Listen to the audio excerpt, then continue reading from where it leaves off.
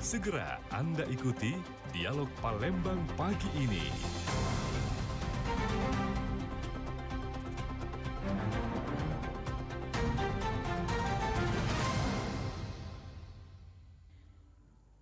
Kalau tadi saya sudah mengajak Anda untuk menyimak secara singkat tentang sejarah pertempuran 5 hari 5 malam di Palembang ya, yang merupakan salah satu bentuk perlawanan tentara Indonesia terhadap serangan pasukan Belanda yang terjadi pada tanggal 1 hingga 5 Januari 1947.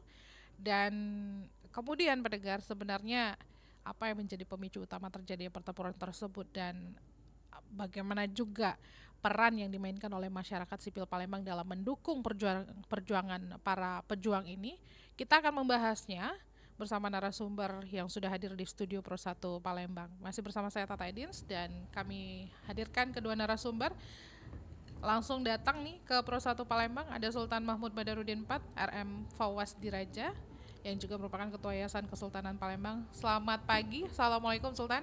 Pagi. Perjalanan ke sini gimana? Lancar? Alhamdulillah lancar karena mungkin sudah Libur libur sekolah, jadi nggak ada macet ya di jalan ya. Nggak ada macet ya. Iya. Baik, selanjutnya kita juga bersama Budayawan Palembang, ada Kak Febri Al-Lintani. Kak Febri, selamat pagi, Assalamualaikum. Waalaikumsalam warahmatullahi wabarakatuh. Lancar juga perjalanan sini ya Kak? Lancar. Oke, jadi ini kalau misalnya jam-jam segini itu kalau misal jawabannya lantang lancar tuh sudah dipastikan pasti ada yang libur nih. Iya. Kalau enggak, waduh, sudah bukan menjadi rahasia lagi ya, macet di mana-mana. Nah, pendengar jangan lupa untuk bergabung bersama kami di 0711369977. Bisa juga chat kami di aplikasi RRI Digital dan juga WhatsApp di 082179279090 ya. Sultan dan juga Kak Febri, ini kita akan berbincang-bincang mengenai peristiwa pertempuran 5 hari 5 malam di Palembang. Jadi kalau kita berbicara mengenai pertempuran 5 hari 5 malam di Palembang, yang saya mau tanyakan terlebih dahulu adalah bagaimana menurut Sultan dan juga Kak Febri sendiri ya terkait dengan peristiwa tersebut. Sebenarnya apa sih yang menjadi pemicu utama terjadinya pertempuran ini, Sultan? Iya, sebenarnya setelah selesai Perang Dunia Kedua ya, setelah kita memproklamasikan kemerdekaan, ternyata di Palembang ini, di Sumatera Selatan ini, Belanda itu tidak ikhlas untuk melepas negara kita, makanya dia membonceng Nika untuk kembali mengambil NKRI tanah air, utamanya itu Pulau Sumatera, karena itu yang mereka rasa lebih representatif untuk lebih mudah dibandingkan dengan Jakarta ya, karena manusianya mungkin nggak sebanyak di sana, sehingga mereka merasa perlawanan di sini tidak akan sekuat di Jawa. Nah, namun ternyata salah. Jadi akibatnya itu banyak sekali mereka itu mengirim pasukan untuk menguasai kembali Palembang, yaitu agresi militer Belanda. Dan itu dan ternyata alhamdulillah orang-orang kita ini sudah bersatu untuk menciptakan NKRI, tidak terbawa arus diiming-imingi mau untuk mendirikan negara boneka buatan Belanda, karena ada desas-desus juga mereka juga sudah mempersiapkan negara boneka rencananya, tapi negara yang di bawah Belanda. Nah, makanya kita alhamdulillah kita bisa bersama-sama bahu-membahu tetap mempertahankan NKRI tidak berada di bawah Belanda ya, gitu. Jadi akibatnya pada utamanya itu pada tanggal setelah beberapa mereka saling sikut-sikutan istilahnya tuh, saling perang adu urat saraf, akhirnya meletuslah perang tersebut, yaitu pada tanggal 1 sampai dengan 5 Januari yang kita kenal dengan perang 5 hari 5 malam, yang memang selama 5 hari 5 malam itu mereka itu berperang nggak ada istirahatnya. Jadi mereka tetap siaga dalam 5 hari 5 malam tersebut. Bukannya ini. Iya. Oke, ini kita kayaknya agak sedikit terganggu ya Sultan Ya, ya. nggak apa-apa. Sultan sampai noleh-noleh ke belakang. Maaf sekali. Nggak apa-apa. Oke, jadi ternyata di awal mereka pihak penjajah itu awalnya mengira bahwa lebih mudah ditaklukkan ya, tapi ternyata kenyataannya berbeda ya. Betul, mereka sudah berbagai macam cara ya.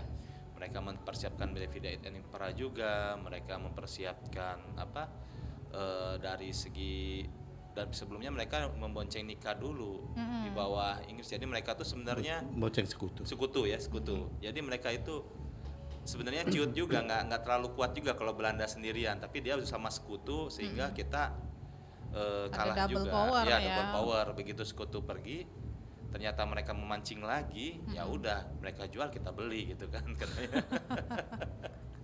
Iya. Oke. Nah, menariknya ternyata dari pertempuran 5 hari 5 malam ini kan juga selalu akan kita kenang ya. Bahkan kita di kota kita sendiri selalu rutin ya menyelenggarakan acara untuk mengingat pertempuran 5 hari 5 malam. Nah, saya ke Kak Febri nih ya. Kak Febri, bagaimana Anda melihat pertempuran ini memang tercermin ya dalam karya seni ya dan budaya masyarakat Palembang? Pertama, saya ingin nambahi Ya, yang mulia Sultan ya. bahwa perang ini sebenarnya perang itu antara pihak Republik ya yang mereka sebut Hindia Belanda Oke. dan dengan pihak Belanda gitu. Kita pada waktu itu nikah. Perang ini dipicu oleh keinginan Belanda ingin menguasai kembali ya. Ingin menguasai kembali Hindia Belanda sebagai bagian dari mereka. Jadi pas setelah Jepang kalah, kan sebelumnya Jepang tuh, Iya. Jepang dibom di Nagasaki dan Hiroshima, kita memanfaatkan kemerdekaan. Jadi statement kita adalah merdeka. Di Republik semua tahu, dari Sabang sampai Merauke itu gemang merdeka ada di mana-mana. Nah, Jepang kalah, sekutu ingin melucuti tentara Jepang di sini, karena sekutu menang. Sekutu itu ya Inggris, Belanda, orang Amerika gitu ya, orang Eropa itu ya. Ya, aliansi ya, aliansi negara-negara itu, negara Eropa, negara Barat ya. Ingin melucuti itu. Nah, kesempatan itu dimanfaatkan oleh Belanda atau diwakili oleh Nika waktu itu. Ya. Nika itu sipilnya Belanda gitu. Datang ke sini dan ingin menguasai lagi. Maka kenapa Palembang? Karena Palembang itu pusat ekonomi, jadi strategis ya. Kita ada minyak di sini. Mereka sudah tambang minyak itu sejak zaman Belanda tuh. Ada timah gitu, sejak zaman Kesultanan malah. Dan hasil buminya banyak. Maka dianggap ini strategis. Nah, maka datang sama dengan Jepang juga, Sumatera Selatan menjadi tujuan utama juga, atau Palembang menjadi tujuan utama. Nah, datang ke sini itu alasannya itu. Nah, kemudian datang pertama, sekutu mengatakan bahwa mereka sudah mengakui kemerdekaan Republik Indonesia yang 17 Agustus. Maka diterima oleh masyarakat sipil kita, oleh orang-orang kita, petinggi-petinggi kita. Ya. Ya, di sini diterima salah satu tokohnya misalnya Akagani, Oke. Dr. Emisa, Mamang Utoyo. Nah, diterima sini, lalu mereka ditempatkanlah di Talang Semut. Satu camp, dulunya camp memang elit Belanda di situ. Iya. Tetapi mereka hanya dibatasi ruang geraknya. Jadi ada garis demarkasi atau garis pembatas. Itu dari Talang Semut sampai ke Bumbaru saja. Mereka tidak boleh kemana-mana. Nah, itu akhir dari tahun 45. Tapi lama-kelamaan mereka menambah orang. Sehingga mereka tinggal di 3 tempat. Rumah Sakit Caritas, kemudian Benteng Kuta Besak, BKB, dan di Talang Semut. Nah, setelah merasa kuat mereka mulai memprovokasi. Jadi sekitar akhir dari setahunan itu ya, mereka udah kuat, udah banyak orang-orangnya ini, lalu memprovokasi pihak rakyat untuk bertempur dengan mereka. Jadi ini dinamakan pertempuran, bukan perang ya. Kalau perang itu antara negara ya. Ini pertempuran itu insidental jadi terjadi pada waktu itu. Nah, mulai diprovokasi akhir Desember tahun 46 itu mereka mulai menggeledah rumah-rumah, menggeledah senjata-senjata dan lain sebagainya. Nah, kita mulai terprovokasi juga sebenarnya, tapi masih menahan-nahan diri Desember itu. Iya. Nah, sekitar 28, 29, 30 terjadi perang antara Bukit Caritas dengan tentara rakyat Indonesia, TRI, itu cikal bakal TNI itu di sekitar Bukit Caritas itu. Jadi di situ sengit sekali. Salah satu yang kita kenang di sekitar situ adalah Kapten Hari Paing misalnya. Kapten Hari Paing yang karena itu jalan tuh namanya Jalan Kapten Hari Paing. Itu komandan di Sungai Jeruju. Letkol ya waktu itu. Kemudian memeriksa pasukan di sekitar kaki Bukit Caritas itu, dia kena tembak di bahu kanan. Kemudian dia ditolong dan dibawa ke rumah sakit Ibnu Sutowo, semacam klinik lah Ibnu Sutowo di sekitar Jalan Dempo itu. Nah, beberapa hari kemudian tanggal 1 Januari ada provokasi lagi gitu dari sekitar jam 5 pagi itu sebuah jeep dari BKB keluar dari BKB menuju Masjid Agung, kemudian ke Jalan Sayangan, ke Pandean gitu memprovokasi masyarakat. Dan di sekitar Kepandean itu ada rumah juang, rumah Akagani ya. Di situ 4 batalion Akagani. Mereka disambut di situ. Tapi dia kembali ke BKB, keluar dari BKB ada 3 jeep, 4 jeep, lalu ke sekitar depan Masjid Agung. Belum ada Ampera itu. Di depan Masjid Agung terjadi tembak menembak dengan Napindu. Ya, Napindu itu tentara laskar Napindu, nasionalis Indonesia ya. Nah, jadi terjadi tembak menembak, tapi mereka tidak merasa kuat, balik lagi gitu. Nah, siangnya baru mereka memprovokasi. Nah, pada waktu terjadi mulailah pertempuran 5 hari 5 malam. Jadi pemicunya tanggal 1. Kalau dalam dialog kita sering disebut dengan provokasi Belanda mabuk gitu. Nah, kenapa? Karena tanggal 5 itu malam-malamnya malam tahun baru itu mereka selesai minuman selesai party. Lalu keluar menembak membabi buta lah semacam itu. 1, 2 terus sampai terjadi gejolak. Nah, tanggal 3 gitu Kapten Hari Paing yang ada di dalam rumah sakit Ibnu Sutowo itu mendengar tembakan-tembakan di luar. Dia merasa tidak sabar untuk ikut bertempur dengan anak buahnya. Padahal dia masih kondisinya masih luka. Lalu dia kembali, dia melarikan diri ya dari itu. Klinik naik becak dengan dia 2 orang tuh, satu namanya Abdul Aziz, kemudian Hari Paing keluar. Tapi Abdul Aziz ini kan kondisinya parah, jadi dia dibawa ke Kenten. Nah, si Kapten Hari Paing itu bergabung. Lalu tanggal 3 itu dia kena serpian mortir dan meninggal. 3, 4, 5. Tanggal 5 Belanda mulai terdesak sebenarnya. Tetapi Belanda ini kalau terdesak dia ngajak damai gitu. Tapi kalau dalam keadaan menang dia karena dia terdesak, karena logistik itu ditutup dari arah Indralaya, dari itu ditutup oleh Republik. Jadi dia kekurangan logistik dan mengajak damai lah. Gencatan senjata ya. Terjadilah gencatan senjata tahun 47 itu hari kelima itu tentara kita mundur sejauh 20 kilometer, tentara Belanda atau Nika sekitar 15 kilometer. Nah, tapi tidak berapa lama terjadi lagi perang, tapi bukan lagi di perang kota. Itu menyebar ke perang ke daerah-daerah gitu ya. Ada daerah Lahat, Pagaralam dan sekitar, juga di Komering terjadilah. Namanya perang gerilya waktu itu. Nah, itu baru selesai setelah perjanjian Rempil tahun 48-49 itu ya. Baru kemudian reda dan kemudian Belanda balik ke negaranya.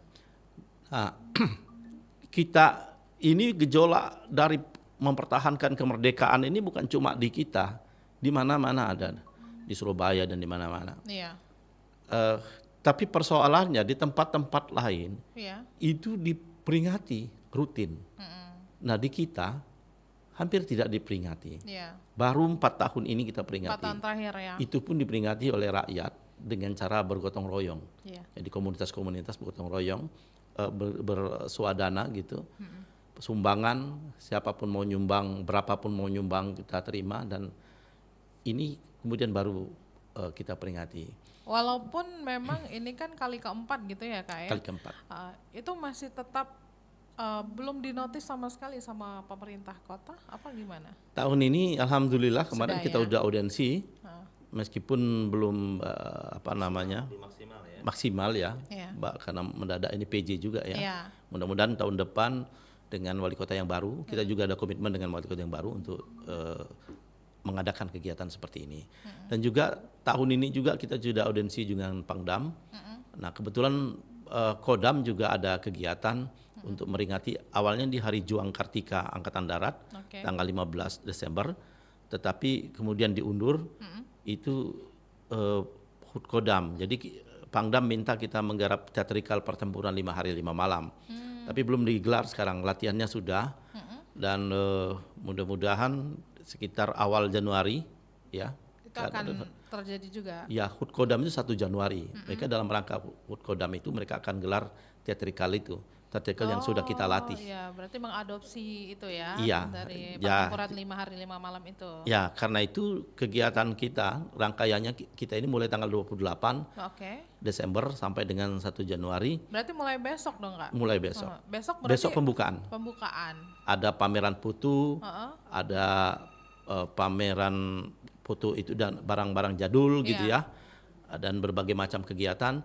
Puncaknya 1 Januari biasanya ada pawai, ada teatrikal atau drama kolosal. Tetapi kemudian ini drama kolosal kita tidak adakan karena sudah diadakan oleh Kodam. Dan itu kita juga yang menggarap itu. Yang menginisiasi Yang ya. menginisiasi itu. Oke, kita ke pendengar dulu Sultan dan juga Kak Febri. Ini sudah ada pendengar yang bergabung. Selamat pagi.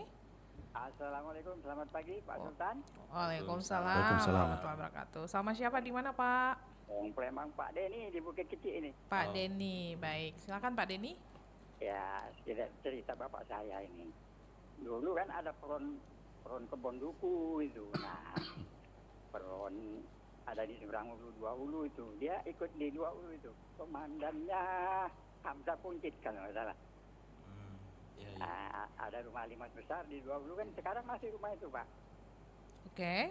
Nah ya, jadi dan mengingatkan katanya waktu pasukan mundur kan itu di timbangan 32 Indralaya itu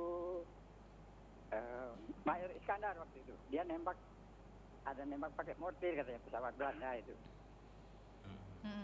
Nah, jadi sekedar kenangan kan di Palembang banyak peron cempaka itu kan kebun duku. Nah, itu saja sekedar kenangan dari anak cucunya.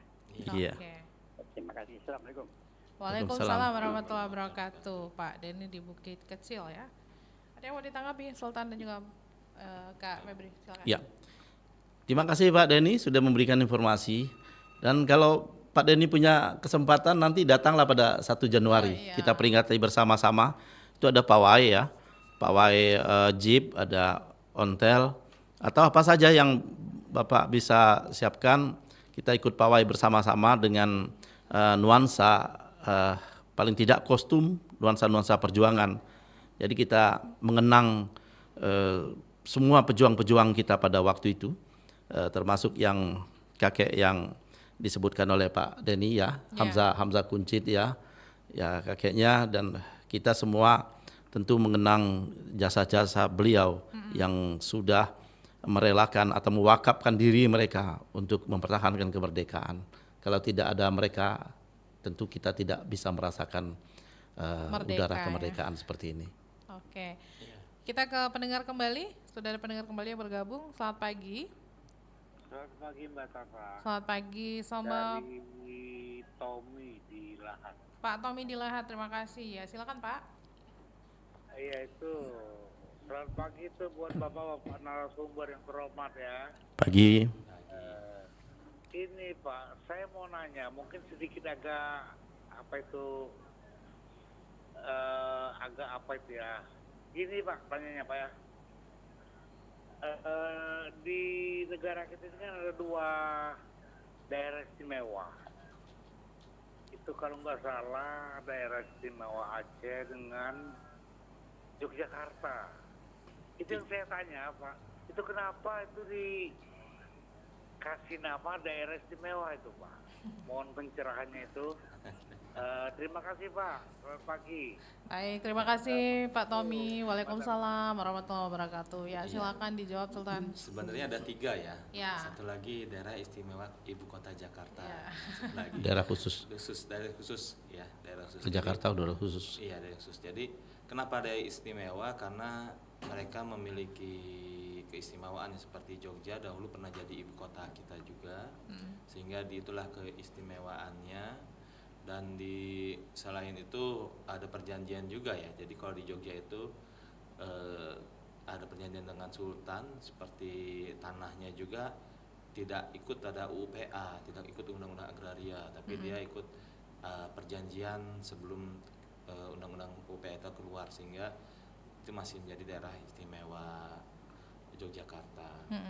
Kalaupun mengenai Aceh ini dahulu emang lah, Ya. saya juga kurang ini. Ada beberapa. Sumsel termasuk istimewa menurut undang-undang penjelasan pasal 28 Undang-Undang 45. Kenapa istimewa Sumsel? Karena dia memiliki bentuk pemerintahan tersendiri. Ya, pasal 18 ya. Ya. Nah, kemudian selain itu Sumatera Barat gitu. Istimewa. Kenapa? Artinya dia negara menghormati ada kekhususan bagi daerah tersebut, termasuk Aceh gitu. Selain dia juga memiliki struktur tersendiri Aceh, kemudian hukum juga tersendiri, sehingga sampai sekarang mereka kan menuntut. Sebenarnya gerakan Aceh Merdeka itu merukul keistimewaan itu yang sejak Orde Baru gitu, kemudian disatukan lalu diseragamkan semua gitu. Tidak ada keistimewaan lagi kecuali Jogja. Jogja ini kenapa istimewa? Karena itunya belum bubar, kerajaannya belum bubar setelah merdeka, tapi mereka menyatakan diri bergabung. Tetapi tetap strukturnya tetap ada. Keraton Jogja itu tetap ada strukturnya. Sedangkan kita sudah tidak ada lagi kalau disebut kesultanan. Kalau seandainya kesultanan itu tidak dibubarkan Belanda, maka kita lebih istimewa. Ya. Dibubarkan Belanda pun masih disebut istimewa karena kita mempunyai struktur tersendiri. Jadi kita dulu tidak kenal desa ya, tidak ada desa di kita. Yang kita ini dikenal dulu marga, marga, dusun. Nah itulah yang disebut keistimewaan. Jadi negara mengakui itu daerah-daerah yang disebut istimewa itu kena memiliki kekhususan yang berbeda dengan yang lain, gitu Pak. Oke, baik. Kita lanjutkan kembali nih. Selanjutnya, jadi kalau berbicara mengenai peran masyarakat sipil begitu ya Sultan ya, dan juga Kak Febri ya, peran apa sih Sultan yang dimainkan oleh masyarakat sipil Palembang ya dalam mendukung perjuangan para pejuang kita ini? Jadi kalau pada saat ini masyarakat sipil ini kita harapkan adalah mereka memperingati bahwa dahulu pernah terjadi pertempuran 5 hari 5 malam yang kemudian bisa kita narasikan pada jalan-jalan di Palembang ini banyak sekali yang kita lihat ada nama-nama seperti Kapten Arifai, Singadikane, Maya Sucikane, terus ada lagi Bambang Utoyo. Siapa sih mereka ini? Nah ini kan sebenarnya dengan pertempuran 5 hari 5 malam ini kita akan memberikan narasi kepada masyarakat bahwa inilah yang menjadi pahlawan pada pertempuran 5 hari 5 malam yang harus kita dedikasikan berterima kasih ya, karena tanpa jasa-jasa pahlawan-pahlawan sebelumnya ya seperti Akagani dan Sultan Nurdin II juga yang asingkan Ternate, kita tidak ada di negeri Palembang ini. Karenanya kita ingin menciptakan wawasan kebangsaan kita supaya lebih menghargai para pahlawan dan mencintai bangsa kita dengan memperingati pertempuran 5 hari 5 malam ini. tanpa kita peringatin itu, mungkin kita akan berubah budaya kita lebih menghargai budaya-budaya lain seperti K-pop, apalagi seperti J-pop sekarang kan lagi musimnya seperti itu. Dan juga kita tidak mengetahui nih, dari pahlawan kita merasa kok Palembang nggak ada gerakan ya, kok kita nggak punya pahlawan ya, padahal kita punya banyak pahlawan, namun narasi-narasi yang dikeluarkan oleh pemerintah itu pada saat ini sangat kurang. Sehingga kita bergerak bersama-sama untuk mensosialisasikan bahwa banyak sekali loh pahlawan-pahlawan di Sumatera Selatan, khususnya kota Palembang, yang mendedikasikan dirinya untuk kemerdekaan dan juga perjuangan mempertahankan kemerdekaan. Ini yang ingin kita berikan pada masyarakat, edukasi bersama-sama kita memperingati pertempuran 5 hari 5 malam ini. Makanya di sini bukan hanya kita mengadakan karnaval, tapi ada juga diskusi ilmiah ya, Pak Febri ya. Ya. Nanti mulai tanggal 28 Ya, ada diskusi Iya. Nanti mungkin bisa di-share ya. 29, 30, 31 diskusi, 3 kali diskusi. Iya.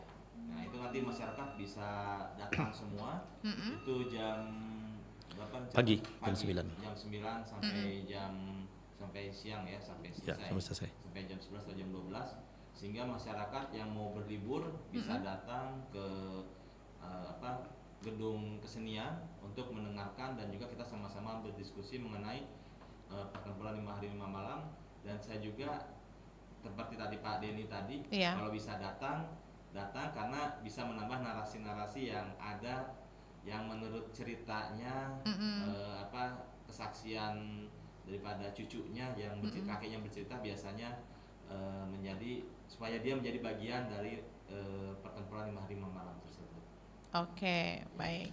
Nah, kalau tadi kayaknya kan berhubung Sultan tuh udah spill soal sebenarnya banyak pahlawan-pahlawan begitu ya. Nah, ini ada kaitannya berarti dengan pertanyaan saya.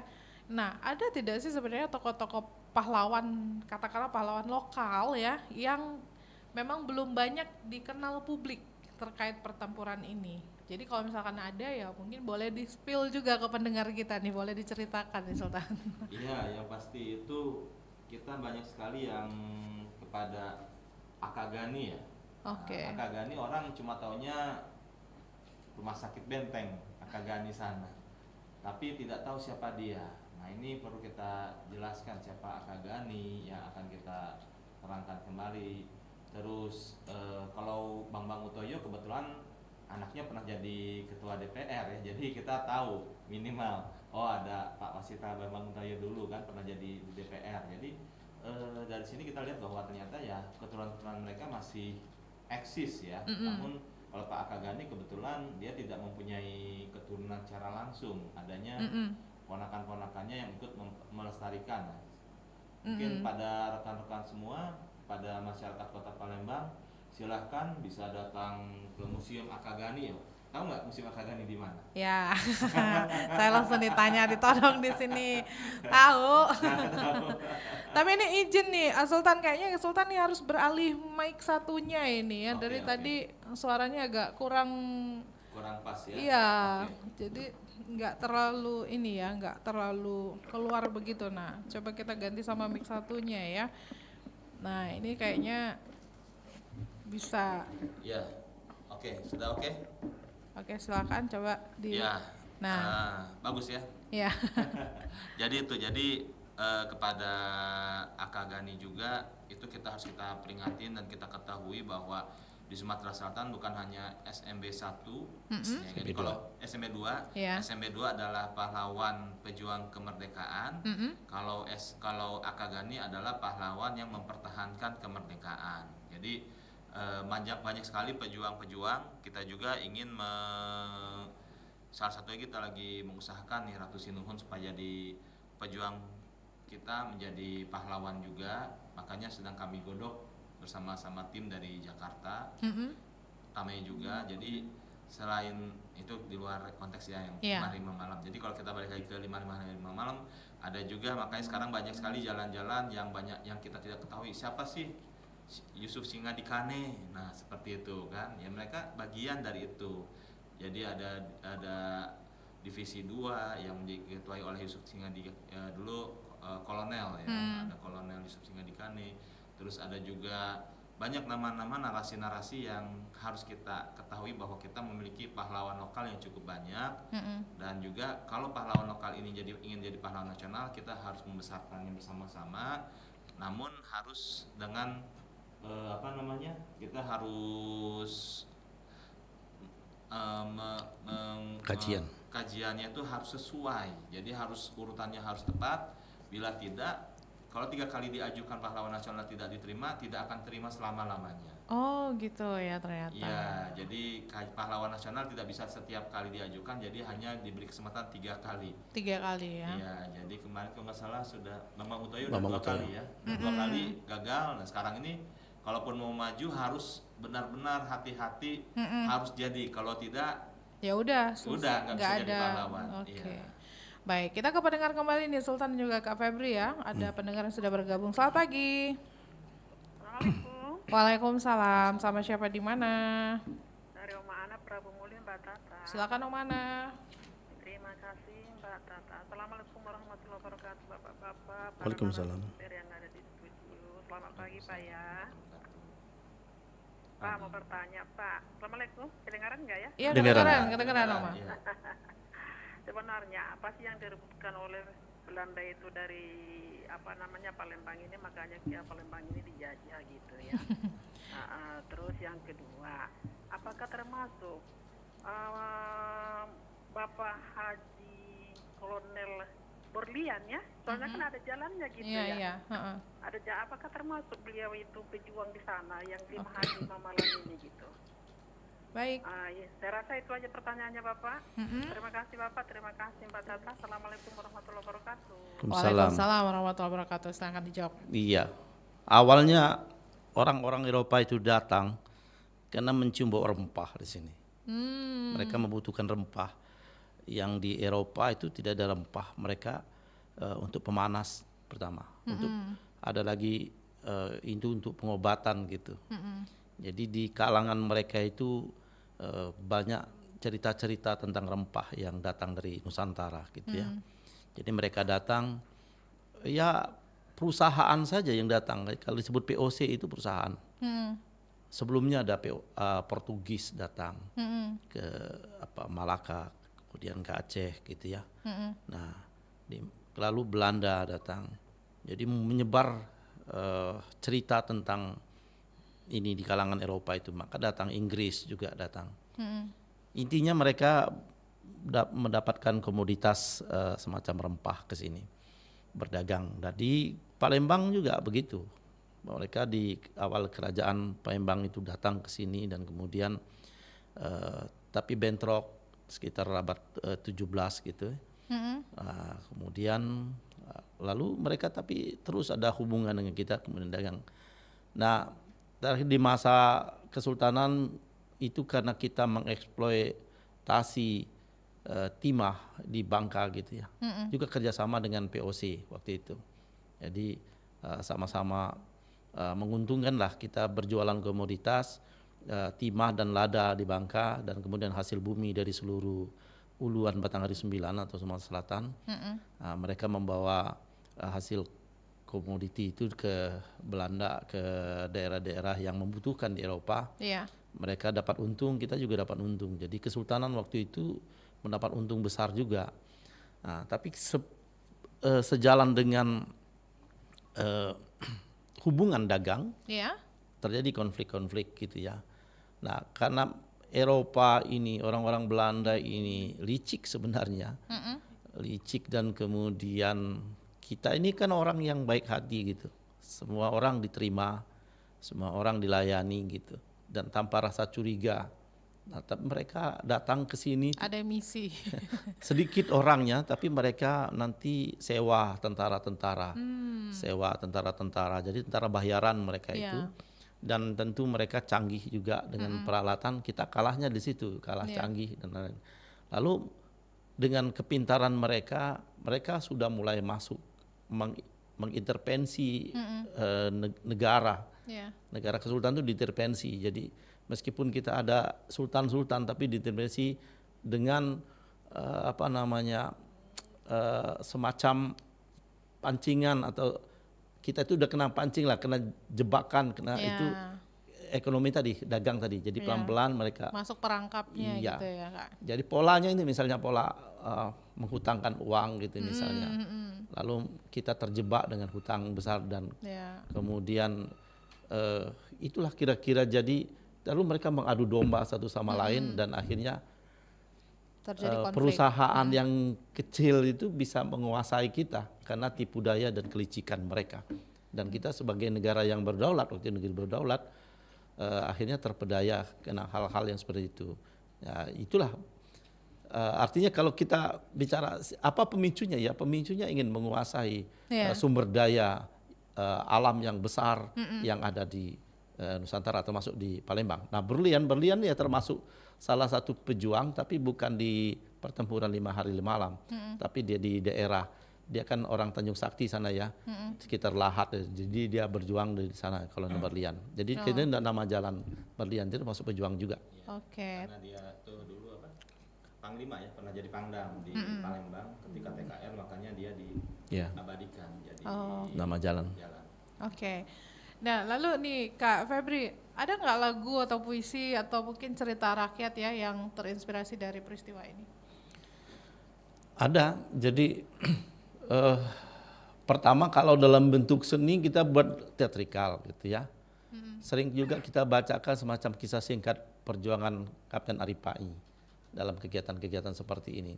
Karena menurut kita Kapten Aripai ini karena kisahnya yang dramatik gitu ya, yang dalam keadaan dalam keadaan yang terluka berat tapi masih tetap berjuang. Nah, ini kan semangatnya luar biasa, semangat untuk mempertahankan kemerdekaan. Begitu juga yang lain, Bambang Utoyo gitu misalnya, itu menginspirasi semua, menginspirasi orang-orang membuat karya-karya semacam puisi. Dan ada juga kawan kita Ali Goik membuat Mars pertempuran 5 hari 5 malam gitu ya. Jadi banyak hal yang tetapi mungkin perlu banyak nanti bagaimana kita membuat cerita ini menjadi masif. Paling tidak kita ingin bahwa setiap tanggal 1 Januari kita semua termasuk anak-anak TK misalnya, anak-anak SD, anak-anak sekolah, paling tidak membuat ucapan terima kasih kepada para pejuang pertempuran 5 hari malam. Nah ini yang akan kita teruskan. Ini tahun keempat belum terjadi seperti itu. Mungkin tahun-tahun berikut. Kemarin kita minta kepada pihak pemerintah kota agar dibuatkan semacam regulasi. Jadi peringatan ini tidak hanya oleh komunitas-komunitas, tapi juga misalnya kecamatan-kecamatan, kelurahan, RT semua. Seperti semua kita memperingati 17 Agustus lah. Jadi ada aktivitas-aktivitas. Seperti Hari Ibu misalnya, kita mengucapkan selamat ibu sudah berjasa, terima kasih ibu. Nah kita mungkin nanti kita akan berikan dalam ini setiap 1 Januari semua masyarakat. Saya ingin mengucapkan terima kasih kepada para pejuang pertempuran 5 hari malam. Jadi saya kira itu nanti tujuan kita. Bisa melestarikan nilai-nilai perjuangan yang terkandung dalam peristiwa tersebut gitu ya Kak ya. Oke. Baiklah. Nah, pendengar silakan untuk bergabung kembali di line telepon 0711369977, bisa juga melalui WhatsApp di 082179279090 dan juga ke aplikasi RRI Digital ya. Lalu pertempuran 5 hari 5 malam ini kalau dibandingkan dengan peristiwa-peristiwa sejarah yang lainnya ya, ini seperti apa nih Sultan Kak Febri ya? Maksud saya tuh bagaimana kalau misalnya pertempuran ini dibandingkan dengan peristiwa serupa di daerah lain di Indonesia? Secara kualitas saya kira sama ya, tidak kalah kita dengan pertempuran di Surabaya. Malah kita digempur dari 3 matra, digempur dari darat, digempur dari sungai, dan digempur juga dari udara. Berarti tidak ada perbedaan yang mencolok begitu ya? Secara kualitas ya, dan menurut laporan Palang Merah Internasional, korban kita sampai 3.000 orang. Banyak sekali. Iya. Tetapi persoalannya orang tidak tahu gitu ya. Karena kita tidak pernah peringati itu. Jadi semacam kayak ya udah lewat-lewat aja gitu ya kayak. Oke. Itu orang cuma tahu Surabaya, orang cuma tahu di Jogja, Semarang, ya. Medan area dan lain sebagainya. Nah, itu yang membuat miris kita. Karena itu komunitas-komunitas melaksanakan ini di tahun keempat ini. Itu karena apa? Kalau kita tanya ke pemerintah, karena tanggal 1 Januari. Tanggal 1 Januari itu tanggalnya Habis PHD. iya, pacaklik bagi pemerintah gitu ya. Berarti sebelum Tanggal pacaklik pacaklik. tuh sudah harus dimasukkan tuh. Tapi Harus di- pertanyaannya apakah karena itu kita tidak memperingati jasa mereka? iya. Saya kira aturan ini kan dibuat oleh kita juga. Semestinya ada payung hukum yang membuat pacaklik itu tidak menjadi pacaklik gitu, terutama untuk peringatan-peringatan penting seperti ini. Loh kok masyarakat pada malam tahun baru keluar dari rumah menghabiskan uang juga hanya untuk kepentingan yang saya kira penting juga, tapi lebih krusial, Iya. lebih penting itu saya kira kita mengingat pejuang kita ketimbang hedon bersenang-senang Iya. bakar jagung, sate dan malam di tahun baru gitu. Jadi kalau kita ganti itu misal 1 Januari untuk mengingat perjuangan kita, saya kira lebih berarti ya. Oke. Lalu apa pengaruh pertempuran ini sendiri gitu terhadap identitas Palembang itu seperti apa tuh Sultan? Ya kalau kita lihat bahwa pertempuran ini cukup hebat ya, cuma Iya. karena narasi dan juga kurang promosi. Saya lihat kita jadi seperti kalah oleh Bandung Lautan Api, Perang Ambarawa. Iya. Sebenarnya pertempuran 5 hari 5 malam merupakan bagian daripada pertempuran di Nusantara untuk mempertahankan kemerdekaan yang sangat hebat. Nah, Iya. jadi ini yang harus kita lihat bahwa masyarakat sini di Palembang ini, Sumatera Selatan khususnya, harus ikut membesarkan juga. Iya. Kalau cuma tidak kita besarkan, Nusantara tidak tahu bahwa kejadian itu pernah terjadi di Palembang. Iya, malah berhari-hari. Kalau berhari-hari itu kan udah yang kayak Iya. gimana gitu Sultan ya. Iya, coba aja puasa 5 hari 5 malam. Oke. Jadi harus kita besarkan. Mari kita bersama-sama membesarkan pertempuran 5 hari 5 malam ini. Semua pihak sekarang ya alhamdulillah dari pemerintah juga sudah mulai mensupport. Berbagai stakeholder sudah mulai ikut menjadi bagian. Jadi Iya. insya Allah masyarakat Palembang nanti ke depan semakin lama semakin akan menggelinding bolanya semakin besar, saya harapkan. Oke. Nah, terus ada nggak sih simbol-simbol atau tradisi yang lahir dari peristiwa ini Sultan?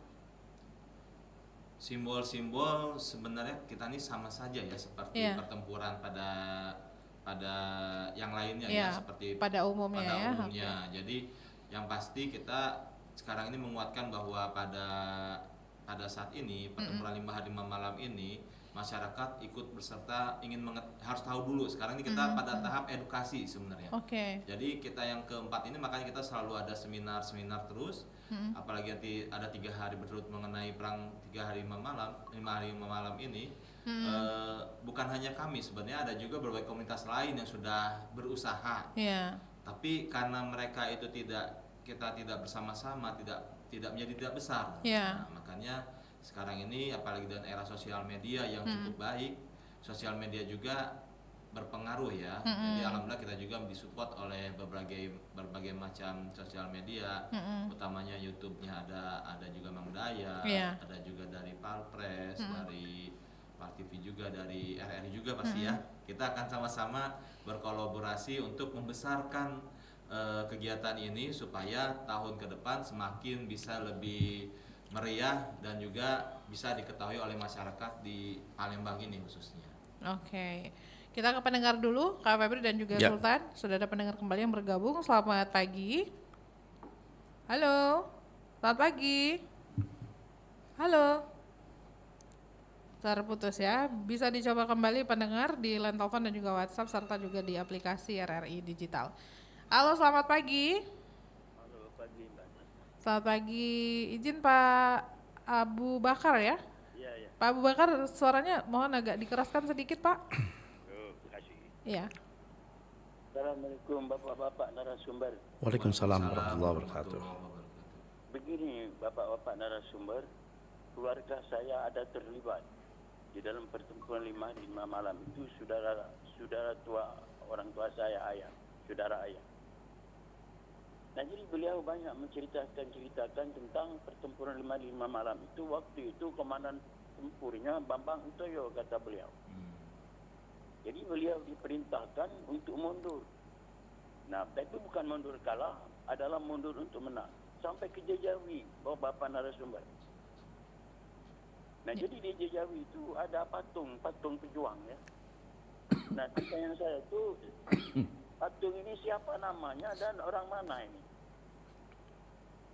Oke. Itu aja Bapak narasumber. Terima kasih. Assalamualaikum. Waalaikumsalam warahmatullahi wabarakatuh. Nah, ada patung di Jejawi begitu. Ya, yang betul Bambang Utoyo adalah komandan di kota ya, sedangkan di Sumatera Selatan itu Simbolon gitu ya. Kemudian beberapa tempat ada patung ya, termasuk di daerah Lahat. Ya, patung itu tidak harus menunjukkan siapa orangnya. Saya tidak tahu yang di situ, saya belum lihat, tapi biasanya patung-patung dibuat sebagai patung pejuang untuk menunjukkan bahwa di sana terjadi tempat peperangan. Tidak identik kadang-kadang dengan orangnya. Bisa juga identik dengan orang siapa itu.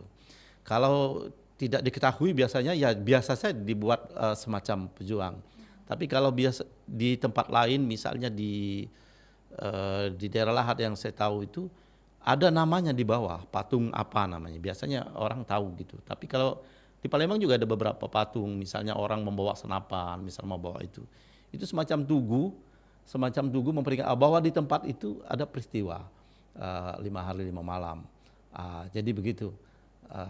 Karena Palembang ini kota yang tidak ada patung menggambarkan makhluk hidup, biasanya dibuat tugu-tugu saja. Tapi di tempat-tempat lain ada yang menggambarkan orangnya begitu. Ya. Sekali lagi orang itu belum tentu menggambarkan satu tokoh, tapi dia simbol saja. Gitu. Oke, berarti ini kalau belum diketahui, artinya tidak diketahui, tidak ada nama, berarti dia simbol ada perjuangan saja. Biasanya perang gerilya. Harus ada penelitian lebih lanjut begitu ya untuk memastikannya begitu ya Kak ya? Tidak. Kalau di bawahnya tidak ada nama, berarti itu orangnya cuma simbol saja. Bahwa ada perjuangan di situ. Kayak patung KB gitu. Iya. Cuma KB doang. Berarti atau orangnya juga bisa situ. Ada putu 4, dua anak itu dua suami istri kan kita tidak tahu siapa itu. Tapi kalau dia patung misalnya itu di bawahnya ada nama. Jadi kalau Bapak tadi ke sana lihat ada nggak nama di situ. Kalau nggak ada nama berarti ya simbol saja. Bahwa memang di sana ada perjuangan saja. Berarti memang dipastikan semua patung tokoh-tokoh itu sudah diberikan nama ya? Sudah, pasti ada di bawahnya itu. Saya pernah kemana-mana itu ada nama-nama. Patung siapa misalnya pejuang di situ. Itu patung dari Besanan juga sama kono. Saya lupa namanya di daerah situ ada. Di daerah Lahat itu. Ada itu. Daerah Merapi gitu. Saya sudah pernah ke sana. Di bawahnya ada nama gitu. Oke. Nah, selanjutnya gini Sultan dan juga Kak Febri ya. Bagaimana sebenarnya dampak jangka panjang dari pertempuran ini terhadap sosial dan ekonomi masyarakat kota kita ini? Silakan Sultan. Ya, kalau kita lihat salah satu akibat dari pertemuan 5 hari 5 malam ya kita memperoleh kemerdekaan yang lebih nyata ya. Selesai pertempuran 5 hari, ini percikan-percikan setiap daerah. Jadi setelah diakumulasikan, akibatnya kan kita alhamdulillah bisa menjadi suatu NKRI yang tetap bersatu. Bila tidak ada pertempuran 5 hari 5 malam, belum tentu kita masih dalam NKRI. Bisa saja kita ada di negara Sumatera yang memang sengaja dibuat oleh Belanda untuk memecah belah kita supaya kekuatan kita melemah. Jadi kita bersyukur bahwa pejuang-pejuang dahulu telah mempersatukan kita di dalam wadah NKRI yang memang menjadi lebih kuat daripada di wilayah-wilayah lainnya. Menurut saya seperti itu. Baik. Nah, kalau kan kita ini sounding ke masyarakat ya supaya memang setiap tahun kita memperingati hari pertempuran 5 hari 5 malam ini ya. Tapi menurut Anda cara yang mungkin paling efektif gitu ya mengenalkan sejarah pertempuran 5 hari 5 malam ini kepada generasi muda, terutama pelajar. Cara apa yang memang dianggap memang kayaknya harus ini deh efektif gitu Kak Febri? Pertama bisa secara formal, artinya di kurikulum lokal gitu dimuat cerita tentang ini. Bentuknya seperti apa? Bisa dibuat dalam bahasa anak-anak, misalnya dalam cerita bergambar, komik dan lain sebagainya, dan film-film kecil gitu, film-film yang khusus untuk anak-anak yang menggambarkan ini, dan juga untuk para Gen Z juga generasi anak-anak muda juga bisa dibuat semacam itu, bentuk film, dan kemudian dibuat juga semacam lomba-lomba. Jadi yang paling penting adalah menurut saya wajib itu peringatan ini di setiap tahun secara rutin. Kemudian sekarang media sudah semakin banyak. Saya kira film itu cukup efektif membuat film, orang. ya. Jadi film bisa disebar di video, film-film singkat. Ya. Bisa diambil dari bagian-bagian misalnya siapa Bambang Utoyo, siapa Akagani, Rifai, siapa Rifai, siapa Dani Pendi, siapa Burlian dan lain sebagainya. Nah, misalnya di Cinde itu adalah salah satu tempat markas kita gitu. Cinde ada lorong Lingkis, sejarahnya. Nah, kita kekurangan juga tugu-tugu. Dulu di depan Cinde misalnya ada tugu, ada tank yang menghadap ke Caritas. Itu menunjukkan perjuangan itu. Tapi tidak ada narasi. Misalnya kan di narasi di bawah. Nah, di zaman Alek Nurdin dipindah itu ke Menpora. Diganti dengan Asian Game. Penanda Asian Game di situ ya. Iya, wirausaha. Ya, itu saya kira salah juga ya. Harusnya jadi kebijakan pemerintah juga penting. Bagaimana kita tadi kalau disebut identitas kita dimulai dari Sriwijaya, masa kerajaan dan Kesultanan Palembang, masa kolonial, dan juga dalam mempertahankan kemerdekaan, itu semua identitas kita. Jadi kita ini kaya betul dengan identitas, tapi itu harus kita munculkan sehingga generasi muda tahu. Jangankan generasi muda, orang-orang yang merantau, orang-orang yang sudah umur 50-an, pulang ke Palembang dia tidak tahu juga apa itu pertempuran 5 hari 5 malam. Apalagi generasi muda. Kemarin Pak Wali Kota kita ya, PJ, Pak CK. Pak CK ini kan orang Pak Lawang ya, orang sini, dan SMA 1-nya di sini. Sekolah SMA 1 dia. Dan itu dia, saya aja nggak tahu, nggak paham kalau nggak dijelaskan. Ketika kita audiensi dengan ini bagus sekali. Saya cuma dengar bahwa ada semacam, tapi tidak mendalam tentang itu. Oh, ternyata hebat kita. Karena itu beliau juga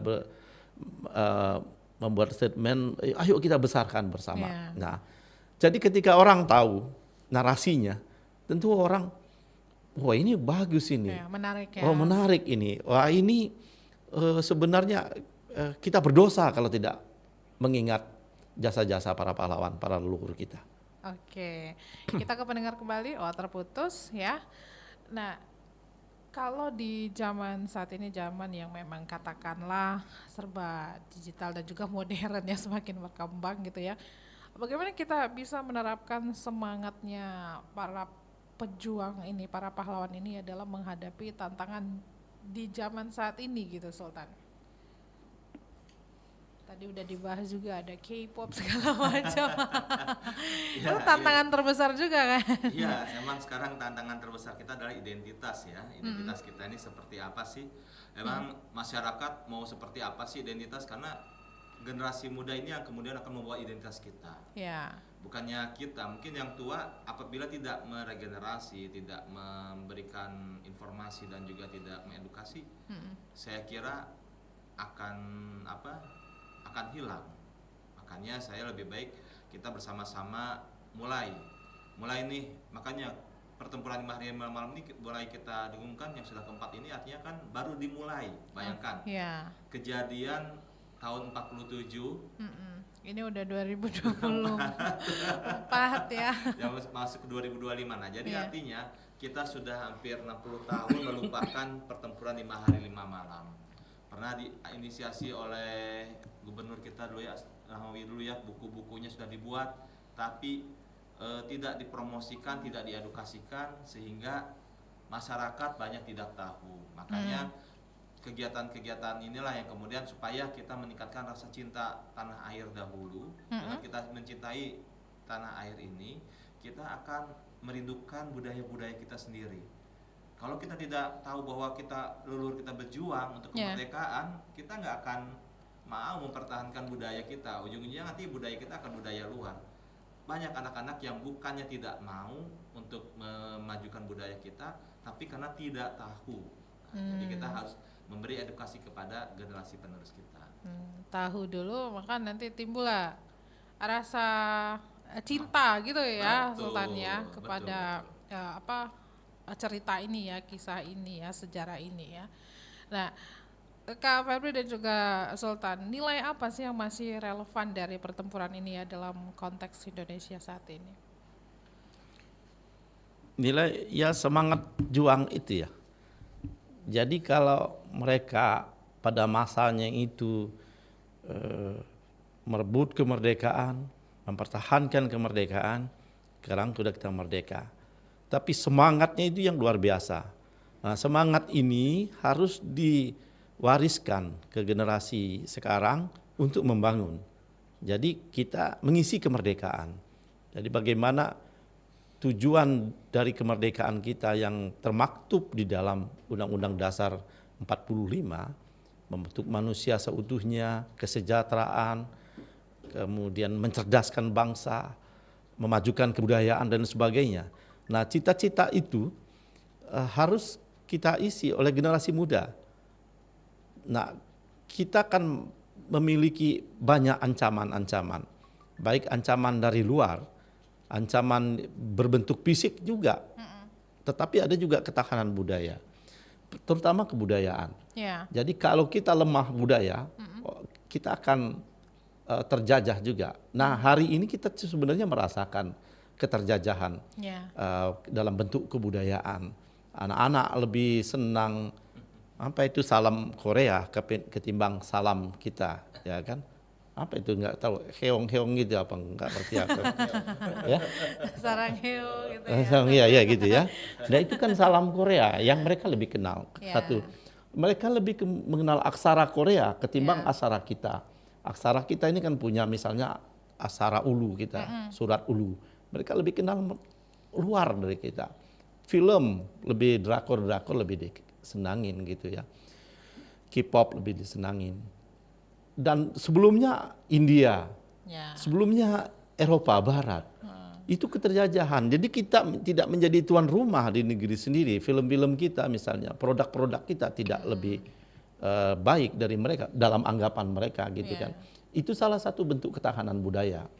Nah, jadi itu juga semangat. Nah, tadi semangat nasionalis itu walaupun Korea lebih bagus, saya tetap lebih membeli produk Indonesia. Karena rasa nasionalis saya misalnya begitu. Nah, penanaman rasa nasionalis inilah yang harus kita ambil atau harus diwariskan kepada generasi muda. Dan itu bisa kalau disosialisasikan, kalau diperingati. Kalau itu nggak bisa. Oke, makanya kalau misalnya nggak diperingati ya udah hilang gitu aja gitu ya. Baik, Sultan dan juga Kak Febri, apa yang mau disampaikan kepada pendengar kita terkait apa yang sudah kita bahas sama-sama di pagi hari ini? Apalagi nih mungkin kita akan menyelenggarakan pertempuran 5 hari 5 malam, mengingat pertempuran 5 hari 5 malam nantinya. Silakan Sultan terlebih dahulu.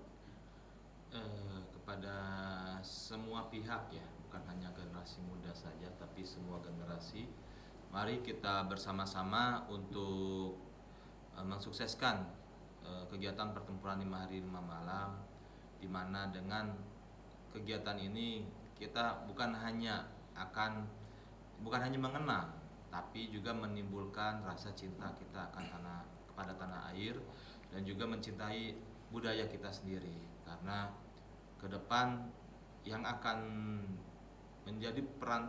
berperan dalam era masa depan yang akan muncul adalah bagaimana kita perang identitas. Bila kita tidak memperkuat identitas kita sebagai bangsa yang maju, bangsa yang kuat, bangsa yang hebat, kita akan secara sugesti akan menjadi lemah. Dengan kelemahan itu kita akan mudah dirasuki oleh media-media asing yang belum tentu sesuai dengan identitas kita dan mungkin gampang untuk diadu domba. Makanya mari kita bersama-sama perkuat identitas kita supaya kita bisa maju untuk mencapai Indonesia Maju di 2045 ini. Oke, Kak Febri silakan. Ya, saya mengajak semuanya untuk tidak jangan sekali-kali melupakan sejarah, kata Bung Karno, ya, jas merah. Jangan, karena itu mari kita membuka atau membaca sejarah kita, terutama sejarah dari perjuangan bangsa kita, agar kita mengerti siapa diri kita, agar kita mengerti apa yang harus kita perjuangkan di negara ini. Dan itu bisa dilakukan sendiri-sendiri di rumah. Misalnya, wah hari ini adalah hari pertempuran 5 hari 5 malam, mengingat itu paling tidak berdoalah. Itu yang pertama. Yang kedua, kalau ingin terlibat di 1 Januari, ayo kita sama-sama di Gedung Kesenian Palembang, kita paling tidak hadir dan boleh memakai kostum-kostum perjuangan, ya. Silakan itu dan ikut dalam kegiatan-kegiatan yang akan kita lakukan. Itu tanggal 1 Januari. Tapi kita mulai tanggal 28. Silakan juga datang ke Gedung Kesenian, ada pembukaan, ada pemutaran film di awal, dan kemudian juga nanti ada diskusi-diskusi 29, 30, 31, ada juga lomba-lomba, ada juga pameran foto perjuangan dan barang-barang jadul dari 28 sampai dengan 1. Oke, baiklah kalau begitu ya. Kita harus akhiri perbincangan kita di pagi hari ini. Mudah-mudahan apa yang menjadi perbincangan kita di pagi hari ini semakin menambah banyak lagi ya masyarakat yang tahu dan bahkan tergerak hatinya untuk mengenang peristiwa pertempuran 5 hari 5 malam di Kota Palembang ini ya, Sultan dan juga Kak Febri ya. Terima kasih banyak kedua narasumber. Sama-sama. Sultan Mahmud Badarudin IV, RM Fawaz Diraja yang juga merupakan Ketua Yayasan Kesultanan Palembang. Terima kasih. Selamat pagi. Assalamualaikum warahmatullahi wabarakatuh. Waalaikumsalam warahmatullahi wabarakatuh. Kak Febri Alintani juga Budayawan Palembang. Terima kasih Kak. Selamat pagi. Assalamualaikum warahmatullahi wabarakatuh. Waalaikumsalam. Baik, pendengar, demikian Dialog Palembang pagi ini. Selanjutnya kami masih akan terus menemani Anda, masih di Pro 1 Palembang, Kanal Informasi dan Inspirasi. Terima kasih untuk Anda yang juga sudah bergabung bersama kami di Dialog Palembang pagi ini. Tetaplah bersama kami di Palembang pagi ini. Pro 1, Kanal Informasi dan Inspirasi.